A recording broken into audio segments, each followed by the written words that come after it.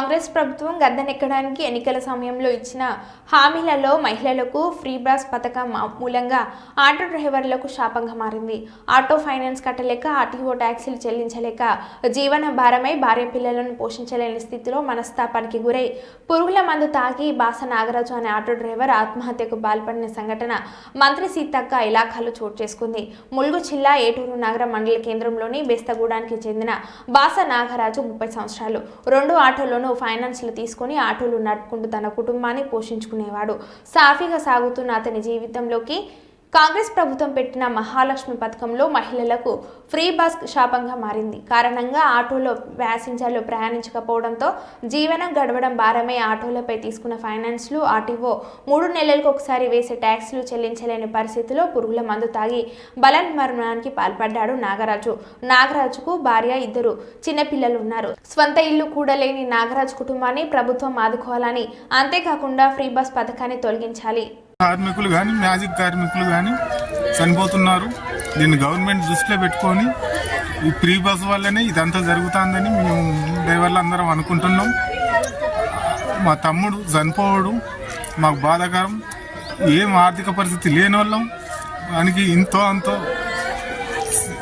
ఆర్థిక సాయం చేసి ప్రభుత్వం సహకరించాలని కోరుకుంటున్నాం. Tata magic owner cum driver ఆర్థిక పరిస్థితులు తట్టుకోలేక ఆత్మహత్య చేసుకోవడం జరిగింది. దానికి కారణం ఏంటంటే, ఇదివరకు రోజుల్లో ఫ్రీ బస్సు, ఉచిత బస్సు లేకపోయినా ఎవరైనా ఏదైనా ఊరు వెళ్ళే వాళ్ళైనా, ఏదైనా కిరాయిలు పోయే వాళ్ళైనా ఒక బండి మాట్లాడుకొని పోయేవాళ్ళు.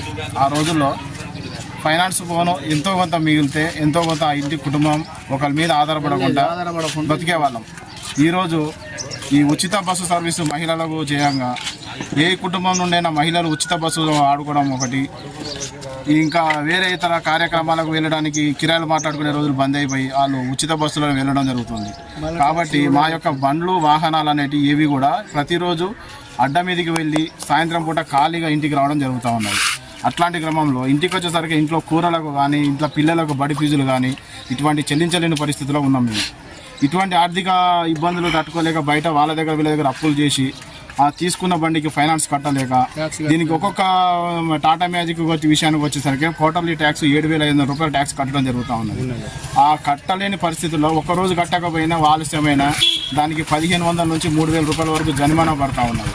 ఇటువంటి అన్ని ఇబ్బందుల వల్ల బండ్లు నడపలేని పరిస్థితి, వేరే పనులకు వెళ్ళలేని పరిస్థితి, ఊళ్ళో ఉన్న బండి తిప్పుకుంటా ఉన్నావు కదా అని చెప్పి ఊళ్ళో ఒక పరువు సమస్యగా మారి ఈ అప్పుల వాళ్ళందరి మీద పడడం వల్ల ఈ అప్పులు కట్టలేక పరువు పోయినట్టు అనిపించి అతనికి ఈరోజు ఆయన బలవన్మరణానికి పాల్పడ్డాడు.